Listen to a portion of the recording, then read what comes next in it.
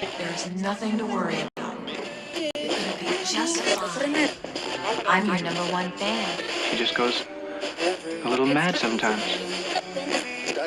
We all go a little mad sometimes. Whatever you do, don't fall asleep. Listen, asshole! No, you listen, you little bitch. You hang up on me again, I'll cut you like a fish. You know, it's Halloween.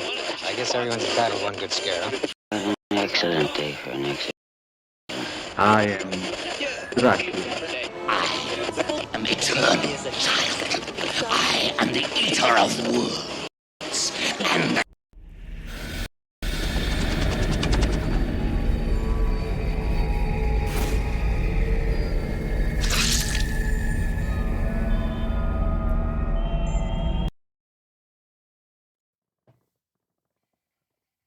Ladies and gentlemen, children of all ages, the brave and the bold that stay up until midnight.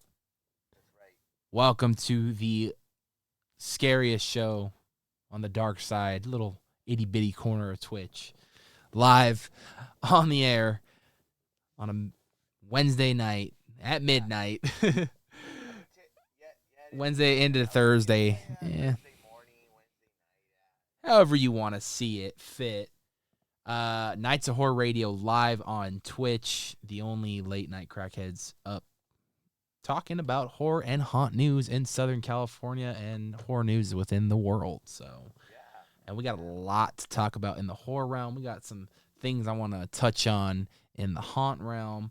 First and foremost, I know I was supposed to release a video today, didn't do that. Going to be releasing it Thursday, which if you're watching this on YouTube via replay, it's already out. But if you're watching this live, it will be out later on today. And that should be a lot of fun. Can't wait for that one. It is Chucky related, so stay tuned. Be a lot of fun. And then the replay for Nights of Horror Radio this Friday, following another video next Wednesday, Thursday, hopefully, depending on how long it takes me to film and edit. But this one actually was written, script was written by Sammy. So this is going to be a one that I narrate. Yeah, this is a video I think we've been trying to get off the table for some time. He finally finished the script for me. So I have a script. Going to be filming that within, I think, tomorrow or not. So a lot of things going down with the Nights of Horror. I think I have a couple of clips from March Madness I'm going to throw together. Don't know where I'm going to put that yet, if I'm going to put it on YouTube, Instagram, or TikTok. Who knows? March Madness was a fun time. Sammy and I were there. Met up with some friends. Got on a few roller coasters. I can understand why you have a hard time on Ghost Rider, because I hadn't ridden Ghost Rider in years, and I rode it for the first time in so long. Sammy wanted to ride rides, so we rode Ghost Rider, we rode Silver Bullet, we rode Pony Express, and we rode Calico Mine Ride. We were going to try to do Hang Time, but by the time we were going to do Hang Time, it was already crowded. And I was kind of really avoiding Hang Time all day. So, but you know, that's besides the point. You know, but yeah, Ghost Rider it's rough, bud. It's. It is. You know, I typically I don't ride it.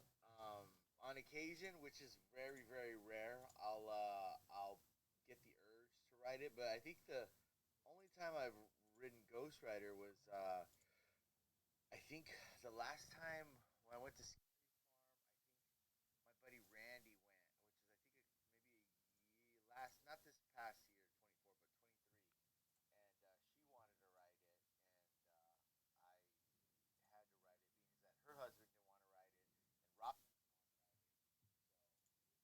it. It was just a whole audio issue right now. That's fun. But, you know. Oh really? Oh, could you hear me or no? No, but basically what ended up happening was, to summarize what Rob said, just so you don't have to repeat it. Basically, he got on the ride with a friend, a good friend of his, because she wanted to ride it, but no one else in the party wanted to ride it. Like her husband and Rob's wife did not want to ride the ride, so he took one for the team, got on with her, and let's just say he had to go to the chiropractor afterwards. Yeah. I'm still traumatized when from when Michael came down which was a few years ago, and he made me ride. I'm pretty sure I rode all the roller coasters in the park, with the exception of um Sierra Sidewinder. But Oh he yeah, had we didn't me, ride that either. yeah, he had me on all those rides, and I still to this day have not forgiven him for that. So Sammy was, I told Sammy that when we got the ticket for Knott's, well, that I'd ride rides with him. I'm not a big roller coaster guy at Knott's, at yeah, least. So I was scared shitless getting on Silver Bullet and Ghost Rider. nice. Like, I hadn't been on Ghost Rider in years. It had been a couple years since I've been on. Silver Bullet and Pony Express. But moral of the story is, the reason why we got on rides and we never did the past at Scary Farm is because we never fit on the rides. Now we fit Okay. on the rides, and it's Nice, actually nice. shocking to us like that. It's that's how much weight me and him has both lost. But Yeah. yeah, it was a fun time. We got to see a couple friends, couple monster friends, people we've interviewed on the podcast. All right. Just a lot of familiar faces that we've seen around the haunt community. Wish you were out there, bud. Could have been a good time. Yeah, yeah, but I didn't put in the request soon request. enough. And Yeah. well, I don't know if you're gonna touch on it later, but I will just ask now, and we can go into that. Just curious how the whole day went. Obviously, we follow the same people, and Yeah. I got to see some people there, and just kind of live vicariously through people's Instagram stories. But for you guys, how was it? How was it? Just the whole overall time you were there. It was a good day. We got there rope drop. We were Okay. there. We went to McDonald's down the street first for some breakfast. Sammy was nice enough to buy some breakfast, so shout out Sammy Way for to go, the Sammy. for the breakfast. McDonald's breakfast was very good. Got us going for the day. We got in. We went, I think, straight to Silver Bullet because Okay. there was like no line for it. So we're like, all right, we're gonna go straight there first. We'll ride Nice. Silver Bullet. We did Silver Bullet, and then we went over to Pony Express. We rode that, and then right around that time, I think it was around like 10:30 to like 11 o'clock. People started congregating and slowly meeting up right there in front of the Calico stage. Okay. All the haunt monsters, different zones. You saw the different jerseys and stuff. So people were starting to do that. Still, we didn't see too many people we knew. So Sammy and I went on the Calico Mine ride because it was a short wait as well. Okay. Once we got off that, we started seeing more people we knew. So then we congregated over there a little bit. And for the most part, it was pretty cool. 12 o'clock, they took the big group photo of all the monsters in front of the fountain. Okay. SoCal tall guy. Yeah. Love that guy. Your stuff. Yeah, love that guy. I got a little collab footage that we did for the vlog. Destination Nice. Eddie was there. Scott Dearman was there. Some of the The QM Deets. sliders, yeah, they were there.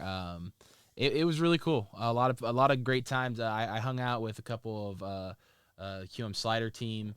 We were all hanging out. Just kind of we got a couple beers and we drank a little bit and just bullshit. Had a great time.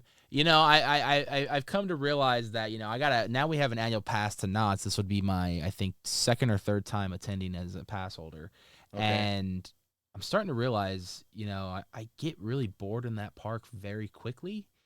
Yeah. Okay. Because it's not Scary Farm. Whereas like with Not Scary Farm, if I got bored, I can just go through a maze. You know what I mean? And Yeah. like that's where my mind goes when I'm in that park, and I'm like, I just want to go through a maze right now, but there's nothing open.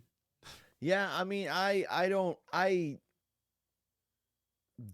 not so much don't understand that, but when I had the pass like last year and we would go, um I'm all about, I when I go there as a pass member, I live it up. So you'll see me waiting in lines to meet the peanuts, or and just to I do all the touristy things that if you're like And you this fool rarely lives go, you like want. fucking 30 minutes up the road. Yeah, legit. So I remember the times that we went when we had the pass last year. Obviously, we go eat, grab some food, and then I'd be like, "Hey, let's go. Snoopy's gonna be doing meet and greet. Let's go meet Snoopy, or let's go meet No, you know what I was thinking about is that Linus." you did something like that one time at Haunt where like you just What had did a I- tour, oh. you had a random tourist take a picture of you in front of something. And I was like, did Yep. you just have a tourist take a picture of you when they wanted a Yeah. picture of them? Yeah. I remember that. I remember that. I think they had asked me to take, like they had asked me, and I do that. I do that quite often. Someone will ask me because they see me with the camera, and sometimes they're just like, I mean, I get the assumption of like, oh, this guy probably takes, he can take a picture, but sometimes they think I work at the park because they see me with my big old lens. And so, they'll give me their cell phones, like, oh, can you take a picture? And then I'll be like, oh, yeah, sure. So I'll just start taking pictures of myself and just be like, oh, I thought you wanted a picture of me. And okay, my bad. We can make a whole But sitcom on your life, bro. It's like yeah, it's yeah, night and day, bro. It'd be like an It's it's Always it's Sunny in Philadelphia, where like every episode is just like a random episode. It's like yeah, no tie-in. It's just all it's just whatever happens, whatever happens. yeah, but It'd be more like a Seinfeld episode, like when yeah. it's about nothing. It's about nothing. No, I understand though. Like, yeah, you doing all the touristy things. I'm waiting. I think this weekend Boysenberry Festival starts. So definitely want to go check that out. See what menu I items might they got. I might pick up a ticket Hey, just to you let me go. know because I got the Prestige Pass. I get you that discount, bud. Oh, for sure. Yeah, I'm gonna talk to Robin, and because we really do enjoy the boysenberry she will stuff. like that one. I don't think that will need a signature. I think that's an automatic Oh yeah, she approval. would. That would be like if I don't take her with me, I'll get in trouble, kind of thing. Yeah, it's like why So didn't you because take me with you, kind of thing. yeah, she's sent me she sent me a few times to get the she really likes the like the boysenberry, like the barbecue sauce, like they sell like Yeah, in the and the jar for like the hot jars. wings. Yeah. So she's like, we ran out. Can you go get some? And I'm just like, at Knott's? It's like, yeah. Go down to the All right. marketplace. You better get like 4 Like, all bottles, right. bro. Stock Yeah, up. like all right. All It's right. fucking 28 something, $28 a bottle. Huh? Yeah, dude. It's not Man, cheap. speaking of knots, bro, like yeah, the reason why I originally brought up Ghost Rider. Now it is a chiropractor. I will be honest. Yes. That Yes. last turn at the end, Oh man. dude, my side was hurting, bro. But there's a reason why I brought up Ghost Rider. Okay, what was that? I won't say who, Okay. We're not saying who. but I got a tip. Ooh. And the tip said, look out to the right of Ghost Rider. You may or may not see some construction going on. Okay. Okay. And I was like, okay. That's all I was told. Okay. I won't say from who. Don't say who. But this person sent me this while I was in line. Okay. So I looked off to the side. I didn't get to film it because I was too fucking scared holding on for my life. I don't think I could Okay. film. That makes sense. Yeah, it's That makes just it's an intense ride. I wouldn't even want to lose my phone or My whatever. camera. you Yeah, I know, don't want to just yeah, even yeah. deal with that nightmare. Yeah. But I looked over and the facade for Bloodline is completely gone. It is back to Wow, the okay. structure of where we would see the original entrance for Paranormal. Okay. That's mostly what I saw from there. That's all I really had time to see. But I did Okay. get a quick glimpse of it. I think they are either building something new inside there or still gutting out Bloodline, but it did look like there was stuff in the warehouse. I couldn't tell exactly what. The only thing I was Okay. able to see was the facade for Bloodline is completely gone, and it looks back to the structure where the room they had in the front of there for Paranormal, which, in my opinion, probably the better option as far as crowd control goes. Okay. Okay. So, Interesting. uh, Interesting. it seems like, and it's part of the reason why we got the Knott's season pass this year. We got Knott's construction, Scary Farm construction, 2025 construction slowly starting, little by little.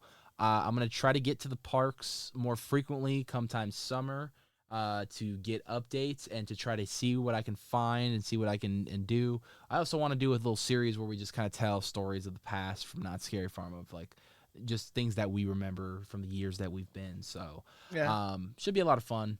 But yeah, Not Scary Farm, man. It looks like we're getting a little started there with some construction. Do the and I don't know if you know this or not. Do the passes get cheaper as the year goes on? Because I know they're not a like when you buy Yeah, it on this day it circles it it back. They're at expires. the end of Yeah, the year. Yeah. I don't know how that works. Because Okay. we bought our passes I think in February, so we Okay. bought them pretty early in the year. Early on. Okay. Yeah, and I got the cups and the I got the meal pass for me. So there's still some things I got to try with the meal pass. I'm still trying to figure out the meal pass, but That meal pass is pretty well, at least the one that me and Robin had. It came in we went enough where it came in pretty clutch yeah. on the days like we go to church not too far from Knott's, so there'd be days where we would just be like, "Hey, let's go to Knott's and have dinner." And so definitely I think it was I can't remember the exact price, but it was like one of those things where if we got I think like 7 or 8 meals throughout the year, then it was paying for itself by then. So and we definitely did that. So Well, I think I've definitely already redeemed it for one meal okay. so Okay. far. Yeah, it's a pretty good thing to have in the back pocket, especially when you're just hungry. Yeah. I might just go one day in the morning just to get something to eat and then fucking come home. You never know. You know who um Destination Eddie. I remember me and Robin were going to Knott's like I forgot what day. We both had like a Friday off and we went and we ran into Destination Eddie and I was like, dude, like he was leaving though. And it was early. It had to be like 11. I was like, dude, what are you doing? He's like, oh, I'm leaving. I was just like, were you here for an hour? He's like, oh yeah, I just came to get my food and then I'm leaving. I was like, oh, dude, that's awesome. Took that shit home and went to fucking eat. Yeah, well, yeah, he said like he I guess he worked close to that. He works close to there, so for on his Oh, he his just picked up lunch. food. Yeah, for Yeah, lunch.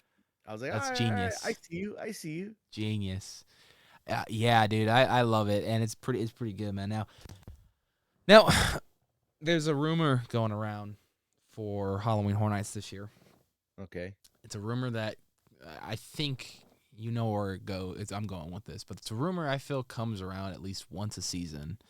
okay, But this time it seems a little bit more on the serious side of things, and a that little is more. Okay, okay. Scream coming to Halloween Horror Nights in Hey, 2025. hey, let me interrupt you for a second. I'm pretty 100% sure that I said this a long ass time ago that Scream was coming this year based off that speculation map when I saw the popcorn and I said the popcorn reminds me of Scream because she's popping popcorn in the first movie. I feel like popcorn's in almost every single Scream movie. It's like an Right, but essential. I specifically Specifically said the first oh one. I yes. listen. I'm always just so skeptical about Yeah. this Yeah. this rumor because you know how many times in every year that I hear on a speculation map or someone trying to speculate that Yeah. Scream is Yeah. coming, and I haven't seen Scream at Halloween Horror Nights since 2011. That was the very first year Right. I remember going, and it was a terror tram at that. It wasn't even a Right. maze. So Yeah. obviously there's something going on with rights that it is an issue for them to get or whatnot. I don't know. I know there's a whole rights thing with just the costume alone that Yeah. like a Halloween company actually owns the rights to the Ghostface name and costume. They just kind of lease them out for the film. Um, I know all that stuff, but I don't know. I mean, I'm part of me really knows that the content and the movies and everything, it's there for a maze. It's there. You could see these movies come to life at Halloween Horror Nights. It's just a matter if these guys want to lease out the rights to make this a reality. I don't know how that works. I don't know what's going Yeah. on behind the scenes. That's I feel like at this point, and you don't get me wrong, I think if Scream comes to HHN, it will destroy, especially just the hype for it would be insane. I feel like at this point, Scream is kind of like the white whale. Like it's one that we want to get it, but we don't know if we're gonna get it. It's every year. It's always like you said. It's in talks every year. Like, could it come? Could this be the year? We've heard rumors. Who knows? I just don't. I don't. To me, it's obviously a money thing, with having to do with rights and stuff like that. Other people, if a company owns the rights to the Scream mask and or the Scream costume itself, and having to like lease it out or rent it out to different companies. And I think it all comes down to money. Like, is Horror Nights willing to pay these people what they're asking, or even are these people even to willing to let Horror Nights even have the opportunity to lease it to them? Like, are they just like, oh no, we don't want you guys to have it, this is where we see ourselves going with it. So it's just at the end of the day, it really does come down to money, because I really don't think if the people who own the rights to Scream were like, hey, like, if they were asking a reasonable price to rent out the Scream property, I think Horror Nights would pay it, because they know it would their money would come back through the event itself, unless they were asking like just a ridiculous amount of money where that's like, there's no point to do that, because we could do this with a property that we already own, have, whatever the case. So I do want to see Scream uh like in an official house, because yes, there was on the Terror Tram. I don't know if it was 1 year or 2 years, but it was on the Terror Tram. And but Ghostface needs to have his own house. Now, it's safe to say that if they were to do a Scream House for Halloween Horror Nights in 2025, it would probably be based around the newer films, Scream 5 and Yeah. 6, for, hype for 7. And, I think that as a fan of Scream, if I'm seeing Scream come to the event for the first time ever as a maze, I would love to see the original. That's just Same. me, and I know, and Yeah. I know you feel strongly about that too, because you're a big Scream fan as well. But there's something about the nostalgia of the original, especially because you're seeing everyone and their mom get casted in Scream 7. So it makes sense to just kind of go back to that first one and kind Yeah. of do something. And I can already Well, see the it's facade being the simple. house. Yeah, it's simple. Yeah. The formula's there. The facade's the house.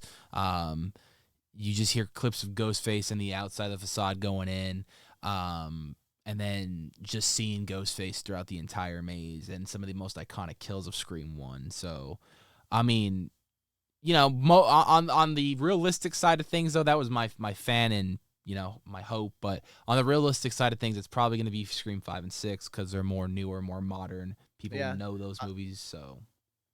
I think I agree with you, and realistically, at least for me, and what I when I think of just the how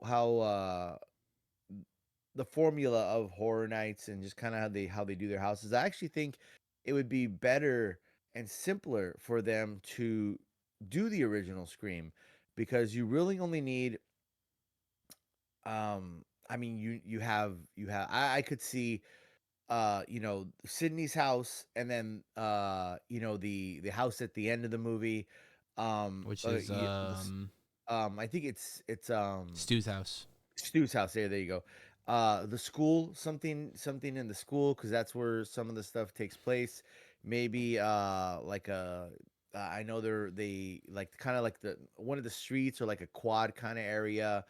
And I feel like it's a little more simpler, more basic with that first movie. You don't have as many characters, and you have. I think if you were watching Scream 5 and 6, you have watched the first one, whereas maybe you have some fans who are coming in kind of later, who they just like, I think if they've just watched Scream 5 and 6 or 4, they've gone back to watch the first one, because the first one is iconic. And I don't know anyone who's seen the newer Screams and not watched the first Scream, but I know people who've like, I've only watched the first Scream and I haven't watched the newer Scream. So I feel like a more bigger draw is that first the to go off the first movie, and just the iconic kills that they have in there. I could see the garage door being a That was the really first one I thought good about. one. Oh yeah, same here. The really really good one. Kind of playing in Stu's house. Just maybe different rooms. But I think it's you say more like on the real side of it, you'd probably get like 5 or 6. But I think the first one is a little more simpler. You could even do a scene from like maybe the woods area, like where the car where where they hide the car, and something out there. But either even if they do, even if we don't get the first one and we get the newer ones, I'd still be happy. Obviously, like same mindset of you. I would love to see a house based off the first movie. But whatever, if we got Scream, sign me up. Even if they did a like a best of, like all the houses, from all the movie. I mean, the a house with all the movies kind of combined. I'd be okay with that. Yeah, I think Scream. We've constantly expressed it. A lot of times, even when we've played scenarios of playing Dream Booker for Halloween Horror Nights, of how we would book a Yeah, Halloween Horror Nights.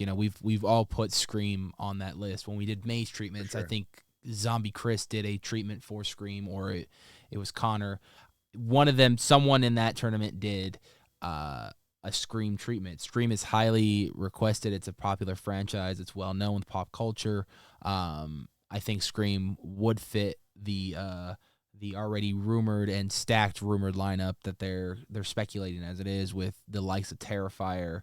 Um, I believe The Last of Us is even being heavily rumored for this year.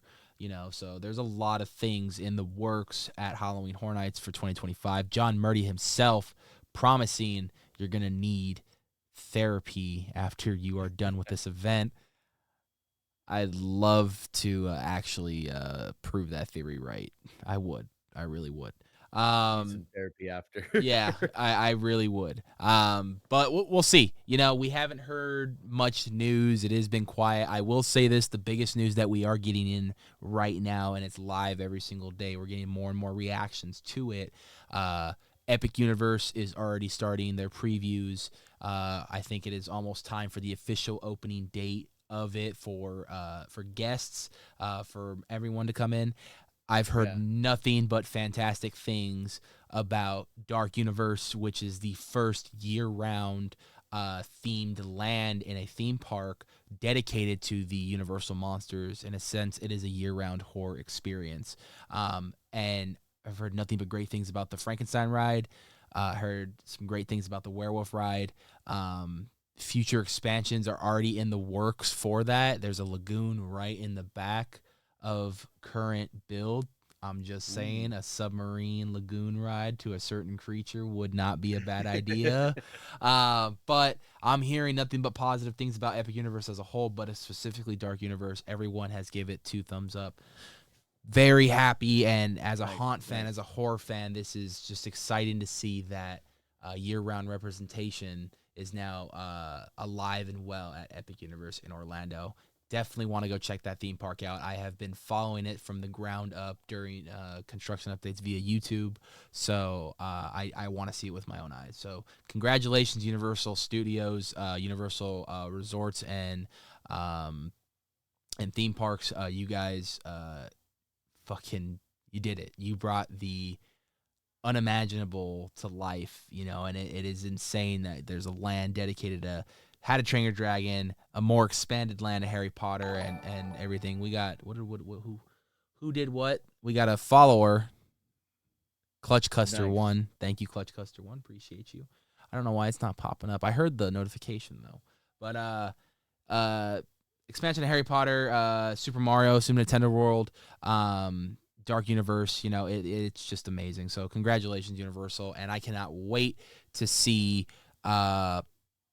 what happens in Vegas come time this summer with Horror Yeah. Unleashed, which we're gonna try to go visit in September. So stay tuned. Looking forward to it. It's But really yeah, I was gonna say it's really very impressive how fast they got that land up. So I mean yeah, that's insane. They absolutely. kicked butt over there. Absolutely. Very impressed with it. It looks amazing. I can't wait to visit it myself. hopefully one day we will see.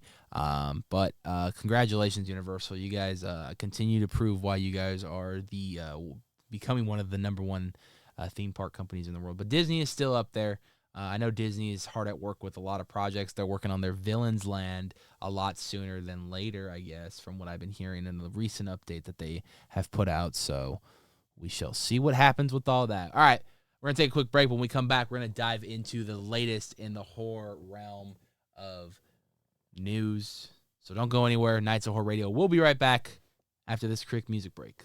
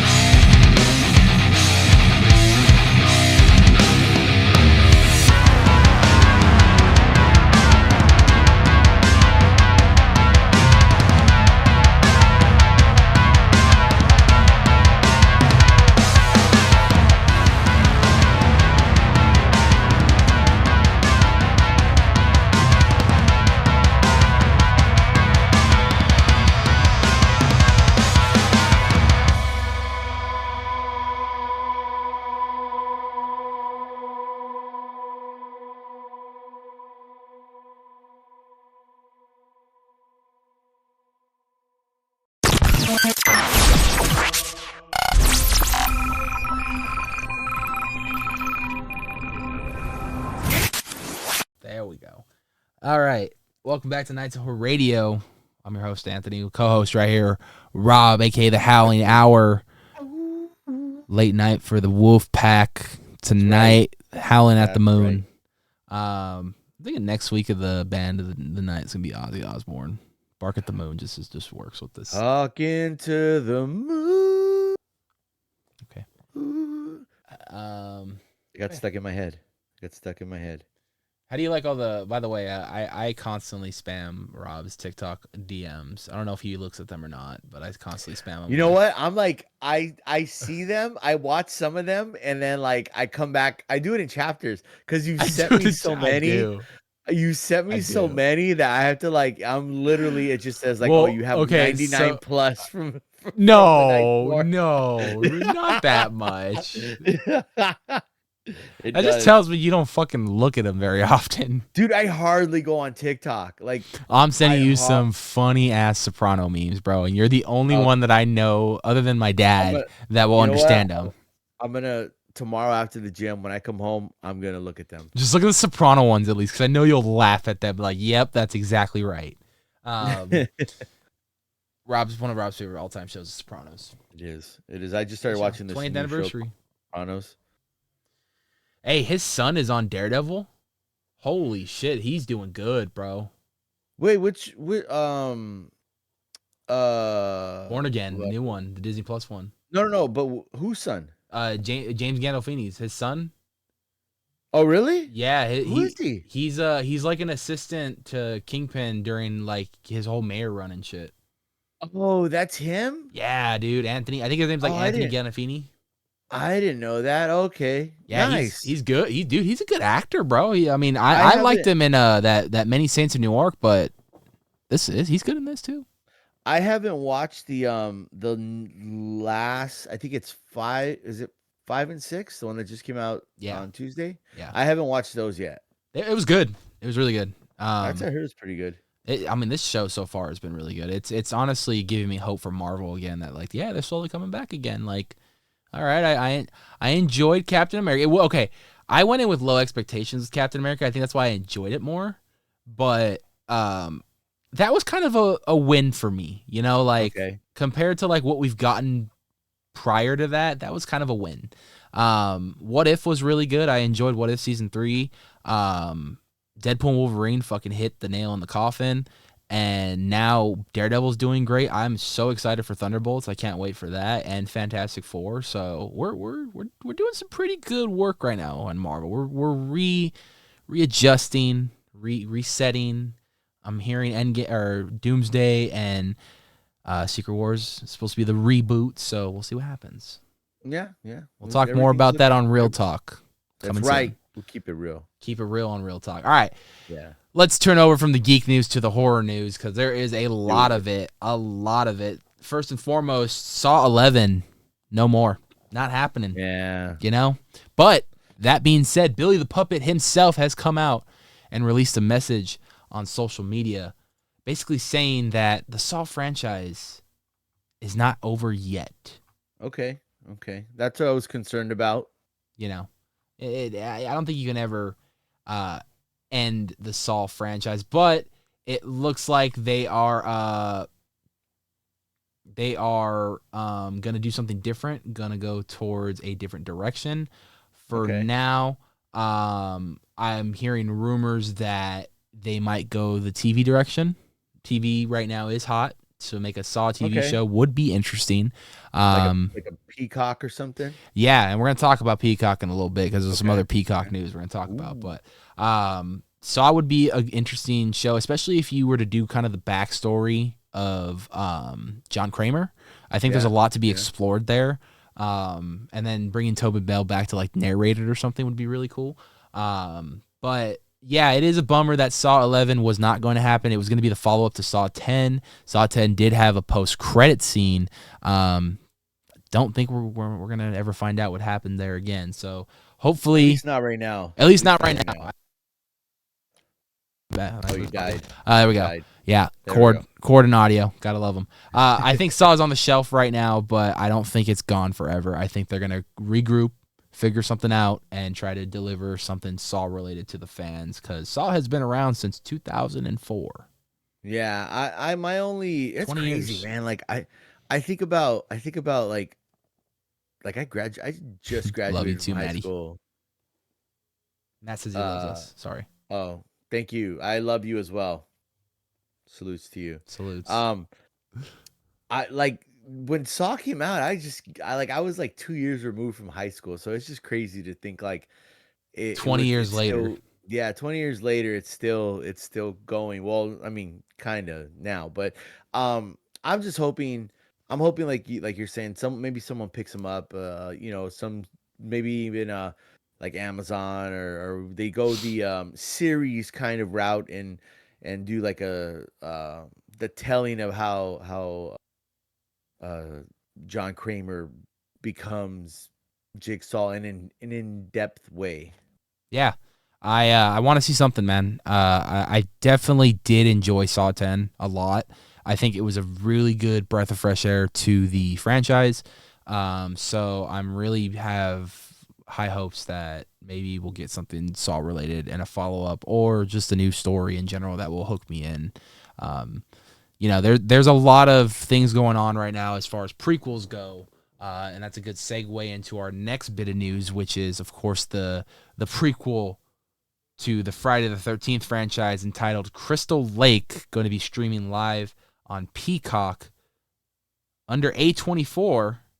And Linda Cardellini, the great Linda Cardellini, you may know her best as Velma from Scooby-Doo 1 and 2, the live-action ones. She's done a lot of other work. The Curse of La Llorona, she was in that as well. She is going to be starring in Crystal Lake as Pamela Voorhees.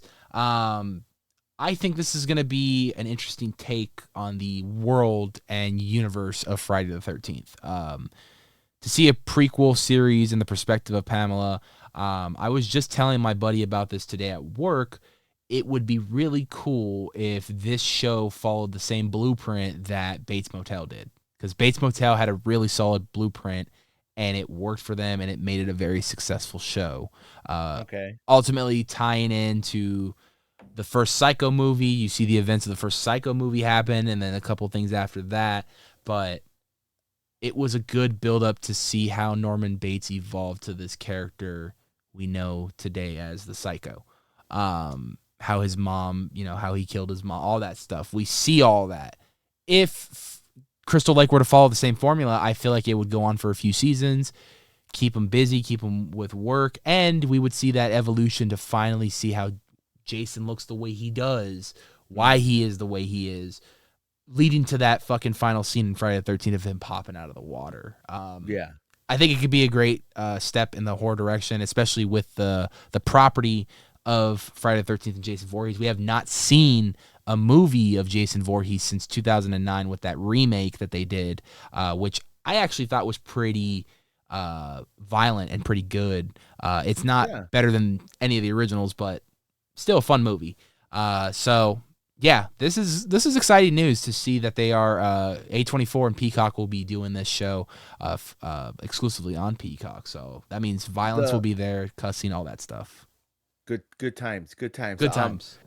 The one you're talking about, that's the one with the supernatural brother, right? Yes. Which is Jared Jensen, Yeah. Jared Padalecki. Yeah, there you go, Jared Padalecki. Okay, so yeah, I really, for the time that movie came out, I thought it was, like it fit the time that movie came Yeah. out, and how horror movies, slasher movies, were kind of being produced and kind of made. So I also really enjoyed that movie. I thought it was entertaining. Granted, not the original, original kind of vibe, but still had that, slasher mentality. But yeah, I'm excited to see this. I was looking at it and kind of thought like, I need like to delve into like why, kind of like the mystery of why Jason is the way he is. But then I started thinking about it and I was like, you know what? We're not only gonna like kind of dive into why Jason becomes the way he becomes, but let's not forget in the first movie, I mean, if you haven't seen it, spoilers, the mother is the killer. Yeah. So how does she get from you know, point A to all the way over here, and what's the like what happens in her life that she kind of goes down this path where she becomes Well, a killer. And so I was gonna say, to my understanding, with the first Friday the 13th movie, that Jason had already drowned. So that whole new group of counselors, yeah, it is the mom killing them all, but like all the events of Jason already happened. So yeah, it's like you said, they can go back and fill those gaps of like, okay, how did it happen? Yeah. What it drove her to become, and her whole, maybe that whole, like, we see her plan and plot. Okay, they're gonna be coming back to Crystal Lake. I'm gonna plan and plot and kill these kid. You know what I mean? Right, and because I mean, rough, like in the movie does it very it quickly, and we know like, oh, the counselors were out doing their thing, and they weren't paying attention, and he drowned. But it's like, you know, you don't just go from a loving mother, and yes, that could drive you crazy, is knowing your these kids were not paying attention. But it's like, I want to see like the breakdown mentally of how she goes from here to here. And I think, Peacock is and Peacock's, I'll say this, they, for some of the series, especially, like, I've watched a couple horror series or thriller series that they've had on there that are their originals, and I think they've done pretty good with them. And knowing that A24 is kind of backing this, and they're a partner with this, I think, at least for me, in my eyes, I like the stuff that A24 does. I think, for the most part, I think they do a really good job, with their horror movies. So I'm excited to see this and see what, just the whole, the story of it, and how are they going to just do one season, or are they going to, is it a couple seasons? So we'll see. Yeah, very excited for that. And speaking of, you know, franchises making a return in 2025, Final Destination Bloodlines. I mean, come on, dude. We are back with Final Destination. I think this actually looks like a decent high budget Final Destination film. You could tell this movie was made with a little bit of love and homage to those original films. Couple things I want to take a look at, though. If you paid attention in that trailer, there is a scene where they flip through a journal, and if you pay attention to said journal, it has every single death that has ever occurred throughout all of Final Destination. From the infamous metal going through the head in the first one from the train, by Sean William Scott, to the log on the truck accident in Final Destination 2. Flight, still traumatizing to this day. Flight, yeah. No, I agree. Flight 180, which kicked it all off. Just other little notable things from the franchise that I think are really cool little Easter eggs. But I'm digging the concept for Final Destination Bloodlines. I really like the fact that it's still tying in to everything that has happened in the past with Final Destination, saying that basically the reason why all these kids are here is because their parents didn't get on Flight 180, and like all these things happened, and now death is coming back to fucking fix that. And now they're taking out, it is a great fucking genius concept for the return of Final Destination. What are your thoughts of the new trailer of the return to Final Destination? I mean, this just looks honestly like they did a really good job, and they carefully planned this out. You know what? I'll say this, and I say this about like all trailers now. I really wish they wouldn't have. I'm fine with the trailer that they put out. I liked it. You in Final Destination, there's always, like that kind of one big incident that sparks everything. So we're kind of used to that. And the trailer they put out, I thought was like, even in the trailer, is little bit they gave us in the trailer, it's like, well, what's gonna happen? Like, oh, this is falling here, this is there. Oh, this piece of glass, like, how's that gonna come? Just Final Destination is like wrestling. They like to throw you off. Like, it's gonna be this. No, it's not gonna be. It's gonna be that kills them. No, it's not. Yeah, and I even like in the first movie where, like, I think like a fish hook comes out of like the closet, and he's like, "Tetanus, you're trying to get me with tetanus, but I'm ready." Yeah. but this trailer, I liked it. I think it definitely got me hype and excited for this movie. The only thing, and I get it, kind of it not so much it gives it away in the name, Bloodlines, but I really wish, and because they did it so well with. Oh, go ahead. What happened? I'm just doing Bloodline. Oh, yeah. We- freaking bloodline. I really like, and they did this with I can't remember. It was like the last Final Destination movie where it ended up being a prequel, and you Yeah, didn't know it was you didn't know it was a prequel until the very the end end. of the movie. Until the end of the movie, yeah.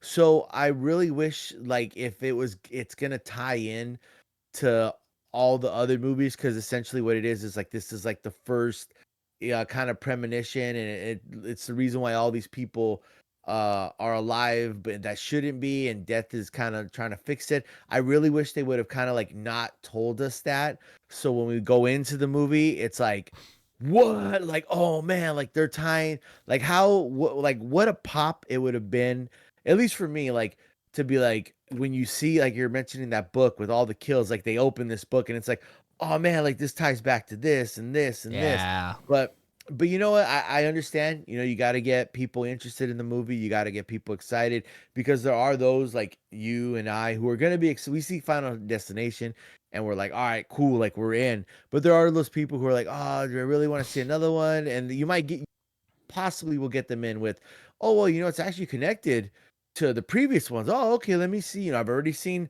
the first 7 or 8. I gotta watch this one. So, yeah. but overall, I thought the trailer did a really good job of reminding us of that suspense that we have when we go watch these Final Destination movies. Is how is someone going to do? We know someone's going to die.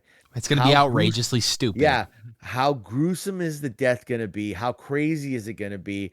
And how, and at the end of the day, how is it going to entertain us? And I think for the most part, Final Destination does a really good job of um keeping, not only is it like their sense of humor with some of the kills, not over the top sense of humor, but there's like, okay, like that's not realistic, but all right, I could see how you get there.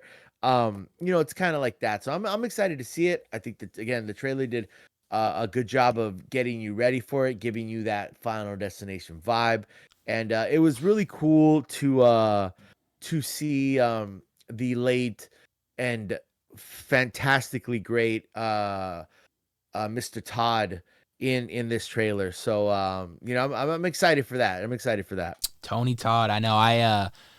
I've been playing the Indiana Jones video game, and I know it's Okay. coming on PS5. I think it just dropped, or it's coming out pretty soon, really soon. So if you get a chance, pick that one up. That's a good one. Okay. But Tony Todd is actually one of the villains in the game, and on top of Final Destination Bloodlines being probably his final on-screen appearance ever, but one of his final performances ever, obviously lives in Indiana Jones as well. So to say and see Tony Todd in an Indiana Jones project, even though it's a video game, but it's still fucking, it's such a great game. It's his the voice. vibe. Yeah, I mean, it's his voice. It looks like Yeah. him. Like you could see it's him. I was Well, he's super shocked. he's got a legendary. He's a legendary actor, regardless, but he's got that legendary voice that you don't even need to. You can close your eyes and you hear that voice, and you're like, oh, it's Tony Todd. It's Tony Todd. 100%. 100%. Yeah, that's gonna be a good one. I think I kind of got a little choked up at the end there, especially. Yeah. It's like you said, it's Tony Todd, man. Yeah. All right, on with the horror news. Speaking of horror, more horror movie news. Now we got what have we talked about so far? Saw being canceled. We got Final the Destination, Bloodlines, Crystal Lake. I mean, it's been great. Strangers Chapter 2, the long-awaited sequel. Now there's supposed to be a 3-part trilogy for this new Strangers one. Chapter 2 finally coming out in theaters September 26th, 2025, around Halloween fall season. Should be fun. The sequel will continue the story of Madeline from Chapter 1. Madeline's character from Chapter 1, Maya. So I think the husband did die. She got rushed to the hospital. Something was so we've established that something was very shady about that town. hoping we get a little bit more explanation in this second movie. I know the first movie didn't do too good in the box office or with reviews. It was okay, wasn't, but I'm already kind of locked in it now. I got to finish it. You know what I mean? Yeah, So I hear you. I hear you. I'm right there too. I've invested an hour and a half into it. I got one movie in. I gotta see how the story ends. Yeah, Now. I gotta finish. I gotta see how it goes. But you know what? Man, I didn't hate chapter one. There were things about the movie that I wasn't a big fan of, but overall, I didn't hate it. I thought, uh, it just it I don't know. There were little things where it's like, and here this is the thing I kind of like take myself back and I think like, well, would I judge this movie like would I judge this other movie? And there's certain things where I'm just like, well, everyone in horror movies makes stupid decisions. I felt like in that movie they made too many stupid decisions. Um, Very predictable, but you know what? At the end of the day, it wasn't. I didn't hate it. I didn't hate it. I Right. don't know. I don't know if that's how you want to, you know, go see a movie based off of like, oh well, he said he didn't hate it, so let's go check it out. But you know, maybe I'm willing to give the next one another shot. See where we go from here. Um, I hope she's a little smarter in decision making this time around. I think she's. I But hope you go like a complete Laurie Strode on me, like 2018 Halloween. That's what I need. Okay. Yeah. But like you said, I'm invested, so I'm gonna see it. I've seen the first one. I gotta watch the next two. Yeah. So we'll see what happens. But we got a day. It was September 26th, if I'm not Yes, mistaken, right? 2025, this fall. So look forward to So that. we got it's right around Halloween time. So you got a movie to watch. At the very least, I think you know, kills were pretty decent in the movie.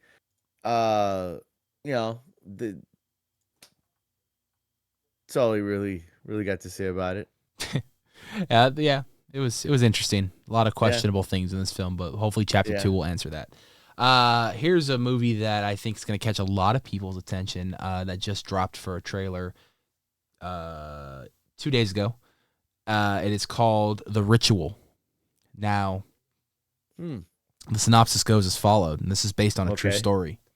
Okay. Sanctioned by the church, condemned by Satan. Two priests must unite to find a way to save Emma Schmidt from an unholy possession. Based on the true story of the possession of Emma Schmidt, the film relives the most documented exorcism in American history. The film stars Al Pacino and Dan Stevens, and the trailer is out now. It looks absolutely terrifying. If anyone follows paranormal possession, stuff like that, everyone kind of knows the story of Emma Schmidt. That is one of the most documented, one of the most famous cases in the Catholic Church as far as exorcisms go. Al Pacino, though, playing the role of a priest, especially at his age, I'm on Yeah. board with it, honestly. Like, I've seen Russell Crowe do it, and it was great. Now to see an older Al Pacino do it, I think it fits the role perfectly. Yeah, I mean, well, Al Pacino's an excellent actor. Great actor. So he's got the acting chops. Yeah, I'm looking at IMDb here, and it looks like a pretty decent cast, and I don't know, I might check this out. It definitely it looks like it could be um a little over the top. And I will say this, I do enjoy me a good Al Pacino movie, but sometimes he can, yeah, sometimes he can get a little over. But I mean, it looks interesting. When you said The Ritual, I was like, there's another movie called The Ritual, I think. I think there But is. yeah, this is He's different. like, listen here, fucking Satan. You get out of this little girl's body. But you know what? It definitely. I feel like with you're saying like the two priests. I don't know. Maybe some Exorcist vibes, a little bit. Yeah, I mean, but this is this is the actual case You're- that inspired The Right. Exorcist. Yeah, So, Okay. yeah. So speaking of Exorcist, Conjuring, the last Conjuring film is promising to not only recreate and pay homage to the original Exorcist, but to top the spider walk scene in this next Conjuring film. Interesting. So I'm excited to see where that goes. Dude, you know what, man? Like, okay, so the Devil Made Me Do It Conjuring, I felt wasn't as It was is more intense. witchcrafty. Yeah. Very much so. But the first two Conjuring movies, Second one's the best one, hands down. oh, bro, for sure. Like, I know. I don't think, at least in my mind, I feel like if you have one, the first one as the best one, or you have the second one as the best one, I'm not gonna argue with you. I will agree with you. I think the second one is the scarier movie. It was The Nun. With with everything that happens in that movie. Yeah. It's very intense. Both of those, the first two movies, I think, are the intense factors is super high, and I actually think, if I'm not mistaken, the first Conjuring movie is like one of those, like one of the, like, it's considered like the top 10 or 5 scariest movies. Like, when people watch it, the average heart rate of the movies, like, the average heart rate of the person watching the movie is like pretty high. I think like Sinister is number 1, but like The Conjuring is Sinister in, like, the does top. have that effect. Sinister was really well put together. Yeah. So that, Conjuring, excellent movie. Great But franchise. yeah, for sure. I'm excited for what's the I think it's called Last Rites. there you go. Yeah, Last Right. So I'm excited for that, to see, where we go from here. This is and, it, and from what I'm yeah, hearing. no, that's what I'm saying about how it's gonna end, Yeah.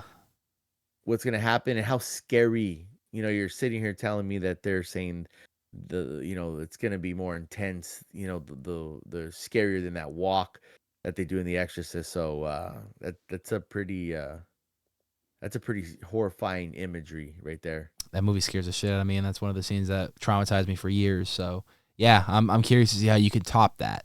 Yeah. Especially for what they did in the 70s, with that practical effect. Yeah, we'll see. All right, we're gonna take a quick music break. When we come back, we're gonna talk some more horror news, including Blumhouse's new Mummy film that they are in the works of right now, and of course, some sad news about Bride of Frankenstein, the Maggie Gyllenhaal Bride of Frankenstein. Got to talk about that. But take a quick music break. When we come back, more horror news right at you right here on Nights of Horror Radio.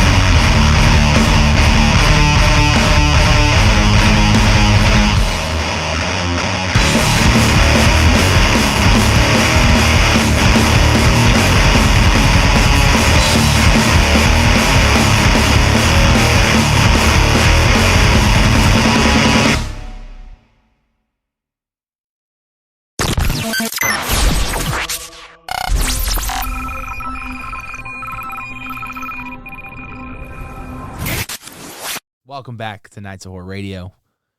I'm your host, Anthony, your co-host, Rob, a.k.a. The Howling Hour, on this beautiful Thursday morning, Wednesday night, however you want to look at it. The moon is out. We are barking at the moon, reacting to the latest in horror and haunt news. Talking to the moon. Ooh. And Rob. Gotta love Welcome Rob. back to Nights of Horror Radio, where we play only the smoothest music for you. I am Rob from the Howl, here with Tony, and we're hoping you have a great evening, and we're going to talk some horror, some slasher, and some just terrifying news. So crank your headphones up and jump right in. That was good. Hana Hair, I need to hire your ass for the fucking radio show host now. Tell Ted to step down and hire the Howling Hour, bro, because I want to hear Rob's voice in line, bro. That's so soothing. Oh man, Dude, I've been working on my dude. You want to hear the funniest thing? There are times where I'm just at work, like, and I'll be whatever, and I'll just be like, I mean, I think we all talk to ourselves, but I'll just be like, hey everyone, what's going on? I'm Rob, and I'm here with so and so, and we just want you to know that everyone's welcome, and give us a call. But no one's there. It's just me talking to myself. hey, you're practicing, okay? Yeah, I'm practicing. Yeah. I'm practicing. I don't know if you saw my Instagram as of lately, but there was this one clip I shared, I think on my personal one, and someone took the song. What the fuck's the song called? Sweating Bullets by Megadeth. Okay. And they had a kid who was like pissed off, and it was a meme. And he goes, "Say it to my face," and he sounds like Dave Mustaine. And then they go, "Da-da-da, I dare you, say it." And then, "Da-da-da, I'm not your bro." Da-da-da. I was dying, bro. I don't know. I look at a lot of stupid shit on the internet. Yeah, that's what the internet's for. Yeah. Looking at stupid shit. Blumhouse is at it again, bud. What'd they do? Tell me what they did. Invisible Man was the first one. All right. Wolfman was the second one. Uh-huh. Now they're coming back at it with The Mummy. Lee Cronin is doing The Mummy and is now in production with Jack Raynor officially confirmed to star. Blumhouse is producing the project. So Anatomic Monster, which is, I believe, what's his name? James Wan's company. So Yeah. interesting. I know that, a while back we were supposed to get the original Dark Universe with a reboot of the monster movies and a tie-in universe. Mummy flopped in the fucking box office and flopped in general. I enjoyed it. I like Tom Cruise. I know why people hate him, but like I enjoyed it. I'm sorry. It was Why do people hate Tom Cruise? I don't know. because he's a Scientologist. Dang, Tommy. It doesn't matter though. Like what I always say is he doesn't like force it down people's throat in interviews and shit. So Damn like, it, Tommy. who cares? Damn it. No, I don't even care, bro. Like Mission Impossible is great movies. This dude jumps out of helicopters and Yep, planes. holds on the side of the plane, everything. Yeah. This guy's nearly killed himself for movies. Let's just say that. Yeah, let him believe what he wants. He gives us great action movies. Top Gun Maverick. That's all I gotta say. Oh yeah, dude. Hands down. Greatest fucking film ever made. Maverick, bro. Yeah. Maverick. Would you go as far as saying Maverick's better than the original? I think so. Ooh, you know what? Just for the sole purpose of how it was shot. Yeah. And it has. I don't think it has anything to do with the first Top Gun itself, like just the movie itself. I think it just has to do with all the technology we have, and how much they're allowed like to do now, like strapping these people into actual like fighter jets and recording them and actually piloting the jets and everything. Yeah, so I think the Maverick overall I think is probably better. Yeah, I would put it honestly in my top 10 list of all-time movies, to be honest with you. just because of Oh, how Maverick. you're talking about Maverick? Yeah. You know what? Action. I don't know if I'm gonna go top 10. Um, but definitely it's up there. Like I would throw it in it maybe 15, top 15. Yeah, it's Because I good. mean, freaking John Wick's got like four of John those Wick's pretty action good. movies. John Wick's pretty Yeah. fucking So, good. so I mean, And we're getting but Ballerina, and we're getting John Wick 5, and we're getting John Wick anime. I'm getting excited. yeah. But yeah, the Mummy. I don't know, man. I mean, they say they're not doing a dark universe, but they're kind of rebooting all the monster movies little by little via Blumhouse, kind of individual projects. Don't know if This they'll ever is tie them in. Who knows? yeah. This is what I'm curious about. Is I don't know if you would know. I was kind of looking. I didn't really see anything. Are they going to kind of do like the Brendan Fraser kind of movie, or are they trying to do like the we don't know. We don't know. The only thing I got as far as an image for the first image was the camera slate, Okay. and it just said film roll 1, scene 24, take 1, which basically symbolized that they are officially in production. Yeah. So Okay. yeah, they started production on March. That post was March 24th, so that was about 3 days ago. So they've been in production Okay. now for about 3 days. I, So we'll see. I really wish, and not. I mean, whatever. I'm not a studio head, so I what do I know? But I feel like the Mummy, the last Mummy with Tom Cruise, which think came out was in 2017, Yes. 2000, somewhere around there. I think it's just like it's got a bad taste still because it wasn't a successful movie by financial standards. And I feel like it wasn't too well received as far as a movie overall. Um so I wish they would have done something different. So now it just really does feel like, oh, okay, we didn't succeed at this Mummy, we're gonna do another Mummy. um Yeah. so I kind of wish, you know I pick another Now, do you think Universal also monster. on top of Tom Cruise, do you think also that the first reboot of the Mummy they did failed because of the fact that the main villain was female? Because I noticed that a lot of the times when there is a female Okay. villain, it doesn't resonate with audiences for some reason. Which I didn't have a problem with the girl, not only the girl that was playing it, because I actually like that actress, but Uh-huh. I thought her mummy was actually pretty fucking scary looking and terrifying at points. I don't it is the thing is you really don't know with an audience, because are they really going to be honest? um but I'll say this: if the story was good, I don't think it mattered if the mummy was Female male or or male. female, or just a creature. Or I think if the story was good, no one's gonna care what gender the mummy was.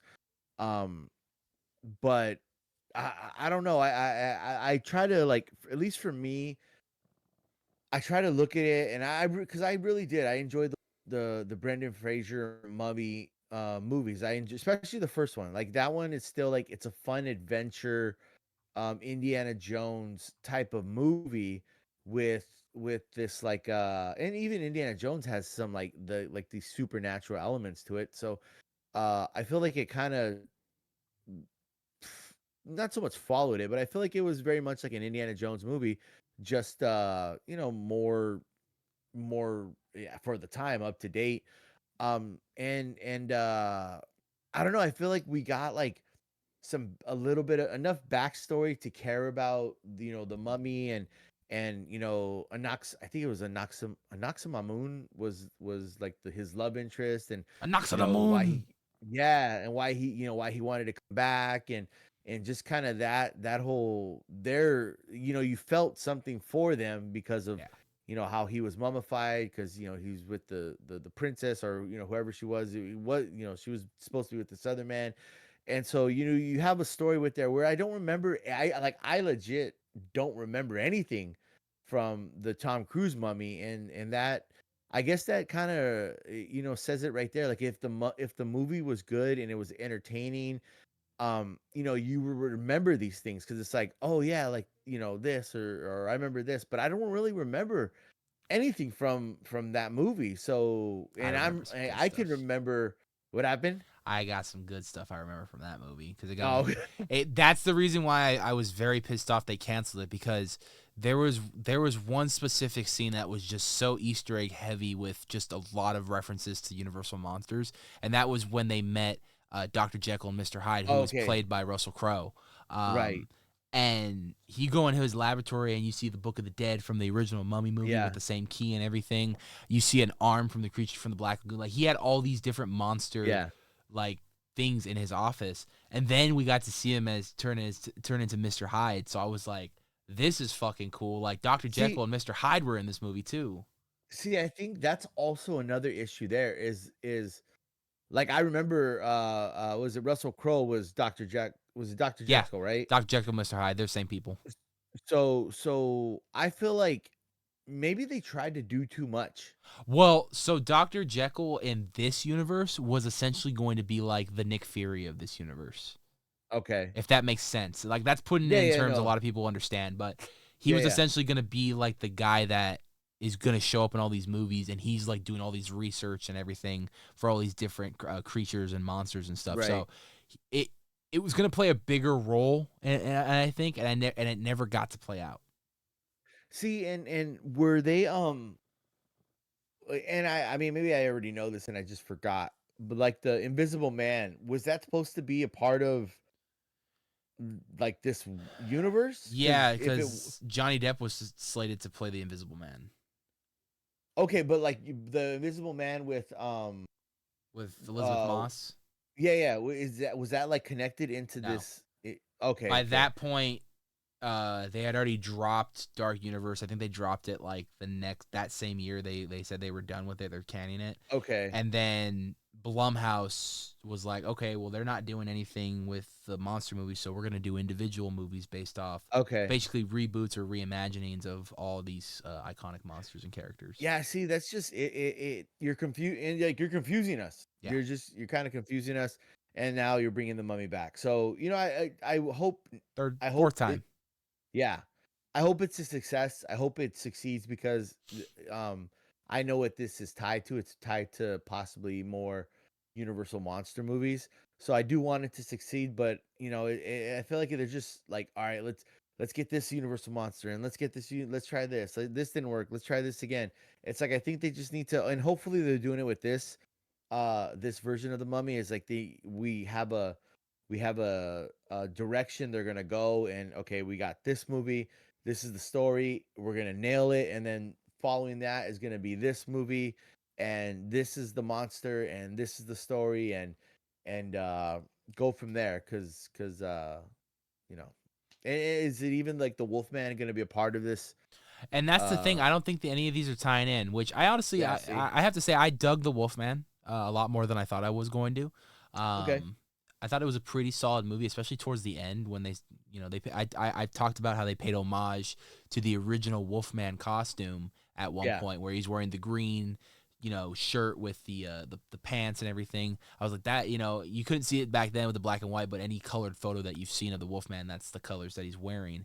yeah. And it was really cool to see them pay homage to the original. So that was really cool. I thought they did a fairly good job on that movie, especially kind of basing it around different lore of different types of Wolfman, or like, basically like based on like ancient Indian kind of folk tales and stuff like that. Yeah. So I thought it was really cool to the new twist they did on it. So yeah, I don't know if any of these are gonna pop. At this day and age, you talked about, is this gonna lead to this monster movie? That, like, it seems like everyone's doing a monster movie, right? Like, I know Guillermo del Yeah. Toro is doing a Frankenstein movie. I'm expected. I can't wait till that comes out. Guillermo del Toro does fantastic shit.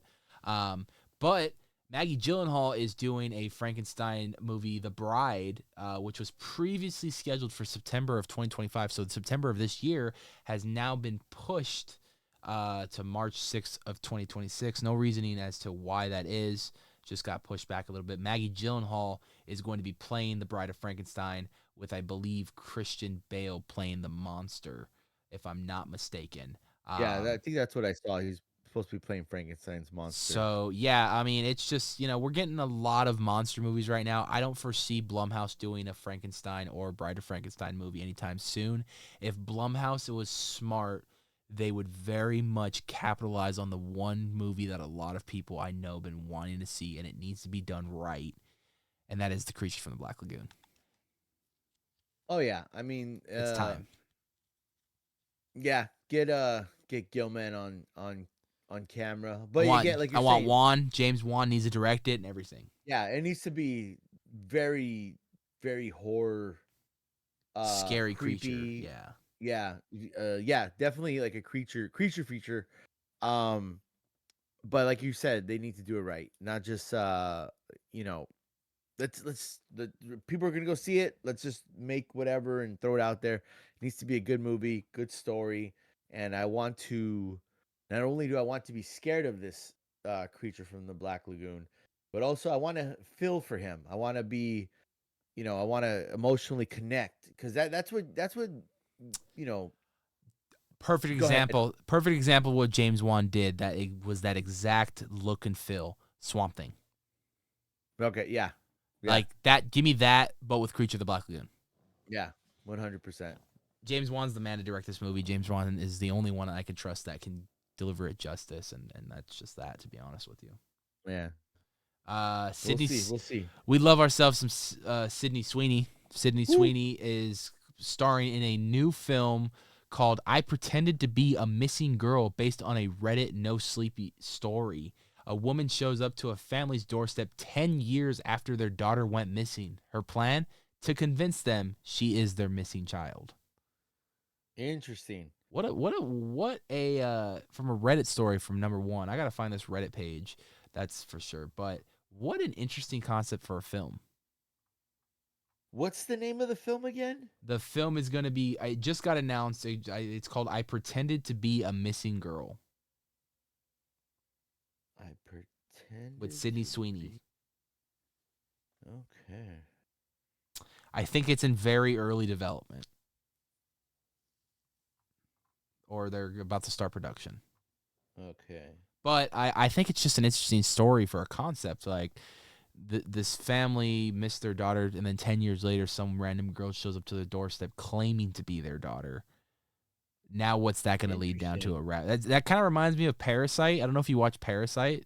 I That was haven't seen Parasite. good film. We're gonna talk about that director in a little bit too, because he did something really cool and got something really cool for one of his next films. But yeah, it kind of same concept where this family kind of acts like they're something and they turn out that they're not something. They just kind of use that leverage to kind of live in the house secretly. So Okay. yeah, should be good though. Sydney Sweeney is kind of dominating the world of cinema right now as far as horror goes, as far as just dramas go. I know she really made her name on Euphoria, so to see her grow from there, we do not talk about Madam Web. We just don't talk about it. What movie? Exactly. Speaking of, you know, I don't know what you're talking about. But... yeah. Speaking of Netflix, because, that's where you can unfortunately find that film. I think they're taking it off of Netflix, though, so that's good. Netflix just approved a Scooby-Doo live-action series. Scooby-Dooby-Doo. Yeah. Where are you? I love me some Scooby-Doo. Now, get this. In this modern reimagining, old friends Shaggy and Daphne team up at summer camp with scientific townie Velma and the strange but handsome Fred to solve the mystery of a lonely, lost Great Dane puppy. Who do we know? Who may have witnessed a supernatural murder. It's supposed to be from the same producers, I think, as Riverdale, so we can probably expect to be something in that kind of vibe. Okay. I've said for years, if Archie can work as a serious drama TV show for the CW, Scooby-Doo can definitely work as a drama TV show. Oh, yeah. I mean, Scooby-Doo, I mean, has so much. It does. It has so much sense of humor. More specifically, I'm talking about the cartoons, but they're to adapt it to live action. you could do so much with it, and done right. I think this is like just it made me think of that Supernatural episode where they were like the Scooby Doo. Yeah. I see that just live action. Like I don't know why it's just like, oh, it could be like some kind of supernatural, but just Scooby Doo. I don't know why. That gets me So excited. good. I love Scooby Doo. I'm a big fan, so I want to see this. Yeah, I guess it got greenlit, so expect that hopefully in the next year or two. We'll keep our eyes peeled. Big Scooby-Doo fans. Maze at Midsummer Scream, by the way, by Direct Society. So fun. Yeah. Yes. So fun. I think we went through That that was a few times. yeah, that was fun, especially like the end where it's like Running through the they're all running, doors. like through the Yeah. doors. That was cool. Didn't Very that cool. just bring back some nostalgia childhood right there? Oh yeah, for sure. Like you see like the cartoons where you're like they run even the regular TV shows like you run this way, then you go this way, and then like, oh, how'd you get there? Then they go chase them this way. Yeah, they come out this door, they Good go to times. that door, and then they go through this. Yeah, it's Good like times. you were walking through the fucking the intro of Scooby Doo. It was awesome. You a fan of Dexter? Do you watch Dexter? I'm a big Dexter fan. I became a big. So Dexter fan. I've been told a lot of really good things about the new Dexter series. Very good. Original Sin was good. I've watched the original Dexter, but I have not watched anything new that they have put out for Dexter. New Blood was after. That explains, that kind of reconnects him with his son. You see that whole Right. journey. And then Original Sin, it talks, his origin story of how he became who he is today. Right. And you start seeing that very good spinoff. I think they did a fucking amazing job with that. Dexter Resurrection is the next installment of the Dexter franchise, picking up where First Blood left off. And it has just been confirmed that John Lithgow and Jimmy Smits will be reprising their roles as Arthur, the Trinity Killer, Mitchell and Miguel Prado in Dexter Resurrection. Okay. Curious how that's going to happen because Dexter killed them both. I mean, if they're prequeling it, then they're not. This is a sequel. Oh, interesting. Yeah. Oh, okay. This is a full-blown sequel. Interesting. Yeah. They're bringing back a lot of characters. There's a lot of stars on this. Okay. Peter Dinklage is going to be on this season. Kristen Ritter is supposed to be on this season. Uma Thurman is going to be on this season. Like there is so many. Neil Patrick Harris is going to be. This is such a star-studded cast. Everyone wants to be a part of the Dexter universe all of a sudden. Okay. That's interesting. Yeah, Trinity Killer, that was some good seasons in Dexter. Oh yeah. And Jimmy Smith's to watch his psychology of, politician to like discovering who Dexter is to trying to get a taste of that to like now trying to frame Dexter and then they're back and forth. Like that was a pretty good season too. But Trinity Killer, I think a lot of people remember the most because of the damage that killer did, especially spoiler if you haven't seen the original Dexter, killed Dexter's wife. That was a gut punch. Yeah, that was a gut punch. It was a gut punch, but I'm excited, dude. Dexter Resurrection, I think is supposed to be coming out this summer. They are filming it right now. They've been filming it since the start of the year, since Dexter Original Sin was airing. So I'm excited. You know what gets me more mad? Now you hit a nerve. You know what gets me more mad now is that he could have had her. He could have had him before the Trinity Killer got to his wife. Like he had him. He had a lot of opportunities. He did. Yes, and especially when they were at the construction site. He could have just let him go. Yeah. Could have just let him go.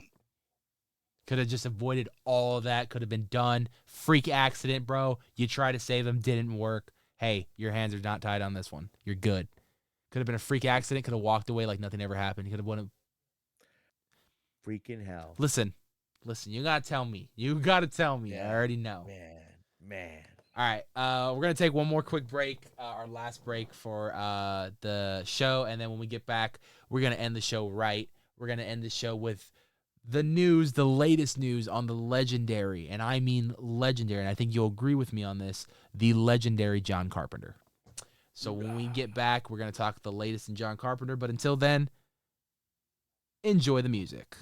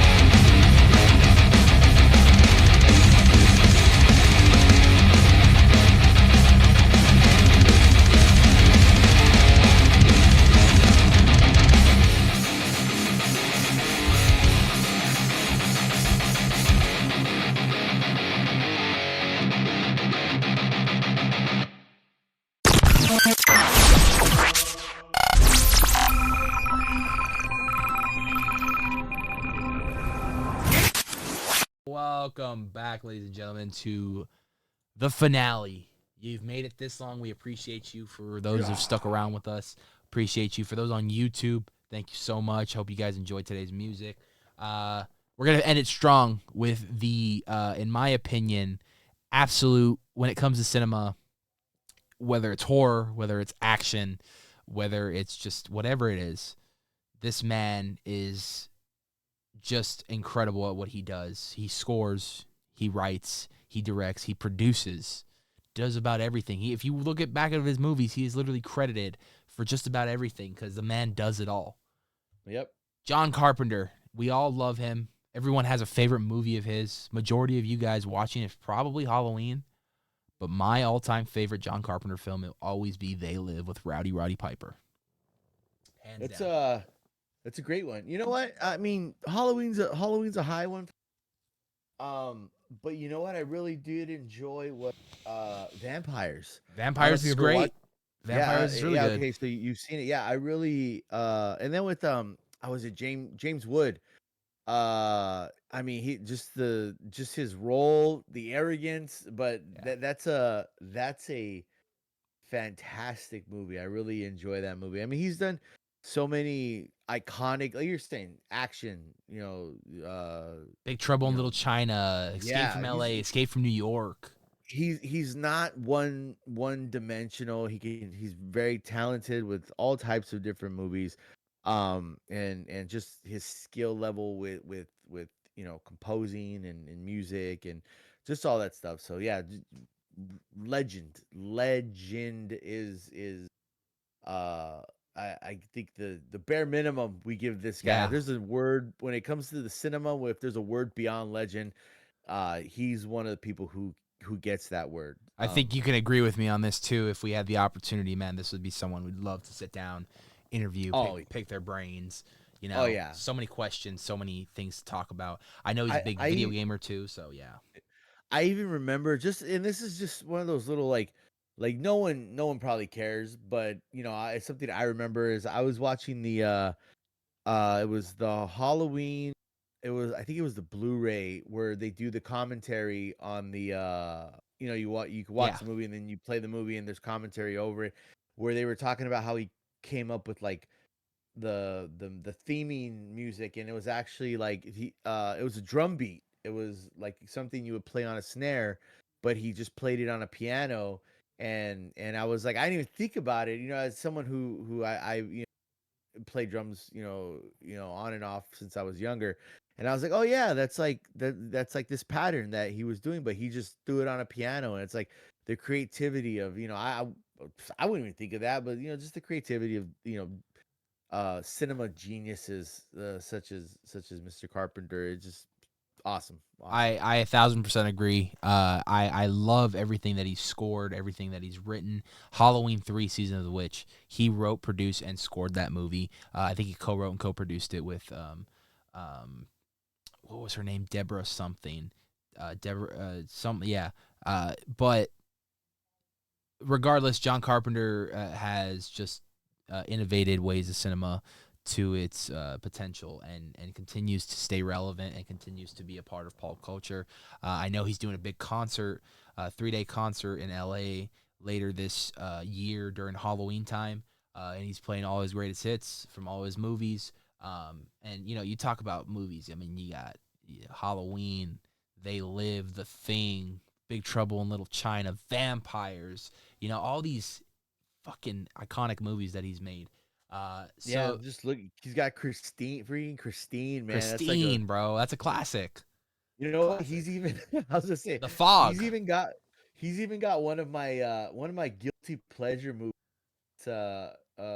Ghost of Mars, bro. Ghost of Mars, bro. Come on. Dude, man, like that's just again, talented dude. Doesn't stick to one type of movie. He does it all. Does it all. We're giving him his flowers, and he's going to get even more flowers pretty soon because as of April 3rd, he will finally be receiving his star on the Hollywood Walk of Fame, and the event will be live streamed on That's April awesome. 3rd. So I think it's much deserved. I think it's well deserved. It's been a long time coming for this one right here, and I'm glad John Carpenter will finally be among the immortals on and forever be remembered on the Hollywood Walk of Fame. Again, well deserved. Should have been given to him a long time ago, but I'm glad that he still is able to bear witness and see that and be a part of that. Yeah. So April 3rd, which I believe is next week, Yes. is going to be live streamed. I think they have their own YouTube channel, or news outlets will be live streaming it and stuff. But that is something I'm going to definitely look up clips about. John Carpenter, huge inspiration to me. Directing is a passion of mine. Movie making is a passion of mine. And when you look at someone with that much creativity, especially with a movie like They Live that came out in the 80s, but how impactful it was and how amazing it looks and still looks to this day with the aliens and stuff, like The Thing as well, you know. I mean, it's just his movies will stand until the end of time. Let's just say that. Oh, for sure. You know, so congratulations to that. But on top of that, you know, we talked about Parasite earlier. Bong Joon-ho, the director of Parasite, Mickey 17 that just came out. I still want to see that. I don't know if you got to see. Did you watch Mickey 17 yet? I didn't get to watch it yet. No, it looks good. Really want to see it. But he just had a panel recently, I think talking Mickey 17, and he was with John Carpenter. Him and John Carpenter were doing a panel together, and it was over the weekend. And he put John Carpenter on the spot and asked him, basically told him, I'm doing a horror movie, one of my next 2 movies, and I'm asking you, would you do me the honor of scoring the movie for me? And John Carpenter flat out said, yeah, I want to do your score. So That's John awesome. Carpenter is a fan of his style filmmaking, of what he's been able to do. Mind you, he is the first, I believe, foreign director to ever win Best Picture at the Academy Awards with Parasite. So I think just the fact that Bong Joon-ho doing a horror movie, number one, fantastic. Can't wait to see what that's about. But to have someone like John Carpenter, who has laid the foundation in the horror world, both with movies, music, all that stuff, to score this film, incredible. I can't wait to see what this duo brings to life. Oh yeah, it's always exciting to see talented people collaborating. And I haven't seen Parasite, but you know the rave about it. It's, you know, I've heard it. You know, I heard it's a great movie, and you know, you get just 2 talented people working together, and you're gonna get magic. Magic indeed. Rob, that's going to do it for us tonight. All right, Nights of Horror Radio. Want to thank you again for joining me on another successful week. 20th episode. We hit 20 episodes with Nights of Hair. Nights of Hair? Yeah, Nights of Hair. Nights of Hair. And Nights of the Beard. Nights of the Beard. Nights of the Beard. 20 episodes on Nights of Horror Radio. I'm excited. We're gonna start. I'm gonna start changing things up a little bit, little by little, of how we produce the show now. Looking into some new things, hopefully to make things more visually stunning for the audience and for Rob as well. So stay tuned. We got some changes coming. Real talk. New episode coming very soon. We're going to be filming an episode potentially on Monday, so stay tuned for that on the Fence Movie Reviews. Go subscribe and follow on the good old Instagram machine. Nights of Horror, you can follow us all across the board. We just crossed 1,000 followers on TikTok, so I want to thank each and every one of you for that. Yeah. That's awesome. Let's go. So continue to grow. TikTok has been a lot of fun for us. And the response here on YouTube has been incredible. We just surpassed 3,300 subscribers. So hell yeah, keeping it going. I got a lot of great feedback with the episode with Kaiju and Xeno from Australia. So that was a lot of fun. Hope people enjoyed that. History of Horror has been doing good. And if you guys watched, if you're watching on YouTube, yesterday's video, hopefully it did good. If you're watching on Twitch, stay tuned because there is a video coming out later today. I got to edit right now, actually, so that's going to be fun. I'm almost done with it, so it's almost done to go. I just got to finish a couple things, tweak it up, finalize it, export, upload, good to go. With all that being said, though, I'm your host, Anthony. With me, as always, is Rob, a.k.a. The Howling Hour. You can see him across a lot of various different platforms, mainly The Howling Hour across social media, and every now and then you can find him on Haunt Talk with Scott from Exploring Attractions. So go check that out, subscribe to that. if nothing else more. Until next time, my friend, I will see you for the next episode of Nights of Horror Radio. Stay spooky. This station is now the ultimate power in the universe.